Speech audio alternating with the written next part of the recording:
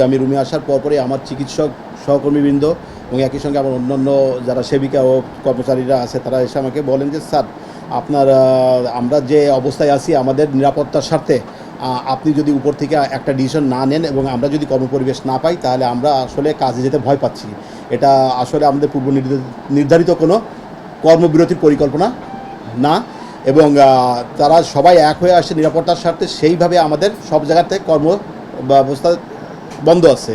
শুক্রবার এবং শনিবার পরপর 2 দিন একই ঘটনার পুনরাবৃত্তি ঘটেছে। শুক্রবারের দিন আমি কথা বলার পরেও আমার চিকিৎসক যেভাবে নাজেহাল হয়েছে এবং যেভাবে তাকে পিটিয়েছে সাধারণ জনগণের পুলিশি প্রহরায়, তারপর থেকে আসলে আমাদের সতর্ক হওয়া উচিত ছিল। কিন্তু প্রত্যেকের কথায় আমরা আবার কার্যে ফিরে গেলে যেটা হয়েছে, গতকাল রাতে 85 বছর বয়সের এক বৃদ্ধা তিনি এমআইয়ের অ্যাটাক নিয়ে ভর্তি হন এবং ওয়ার্ডের রুগীটা মারা যায় এবং তার জন্য আমার চিকিৎসককে রাত্রে অ্যাসল্টেডের উদ্দেশ্যে লোকজন চলে আসে।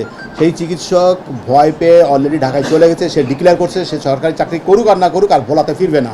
এসপি মহোদয়ের সঙ্গে আমার কথা হয়েছে, তিনি বলেছেন মামলা আপনারা করলে, মামলা হলে তিনি ব্যবস্থা নেবেন। আমরা আপনারা জানেন স্থানীয় কিছু কারণে আমরা কালকে পর্যন্ত মামলা করতে পারি নাই। আমরা ডিসিশন নিয়েছি আজকে আমরা মামলা করব এবং যথাযথ ব্যবস্থা যাতে নেওয়া যায় সেটা আমরা দেখব।